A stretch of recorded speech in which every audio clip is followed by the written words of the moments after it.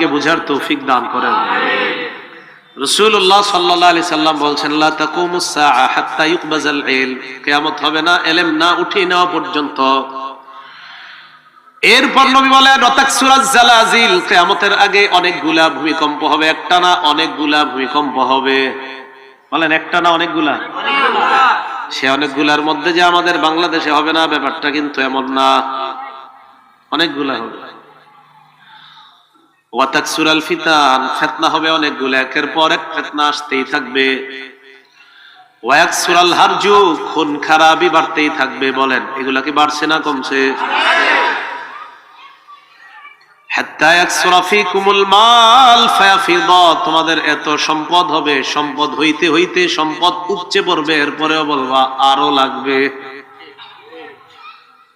সম্পদ হইতে হইতে উপচে পড়বে, তাহলে কিয়ামত হবে না। এর মধ্যে একটা জানলাম, তাকসুরাজ জালাজিল, ভূমিকম্প অনেকগুলা হবে, ভূমিকম্প অনেকগুলা হবে। তো আমরা ভূমিকম্প জানলাম এক নাম্বার, ভূমিকম্প কিয়ামতের আলামত। তাহলে আসল ভূমিকম্প যেটা হবে তো কিয়ামত হয়ে যাবে যখন ওইটা হবে, আর এটা আলামত। তাহলে তুরস্কে যেটা হয়েছে এটা কি কিয়ামতের আলামত।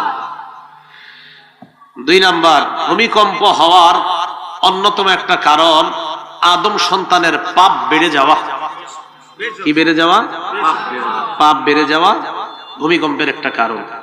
পাপ যত বাড়বে ভূমিকম্প তত বাড়বে। ইবনে মাজাহ 4020 নম্বর হাদিসের বর্ণনা। عن أبي مالك الأشعري رضي الله تعالى عنه قال قال رسول الله صلى الله عليه وسلم, আবু মালিক আশআরী রাদিয়াল্লাহু তাআলা আনহুর বর্ণনা, আল্লাহর রাসূল বলেন, লা ইয়াশরাবান্না নাসুম মিন উম্মতি আল খামরা, আমার উম্মতের একদল মানুষ মদ পান করবে, ইউসাম্মুনাহা বিগাইরি ইসমিহা, এরা মদ পান করবে অন্য নাম দিয়ে, নাম পরিবর্তন করে মদ পান করবে, নাম দিবে এক এক নাম দিবে, আর মদ খাবে বিভিন্ন নাম দিবে। নেশা জাতীয় দ্রব্যের অনেক নাম দিবে, কানাডা ড্রাই, মাস্তুদ, আরো অনেক কিছু নাম দিবে, এই সেই।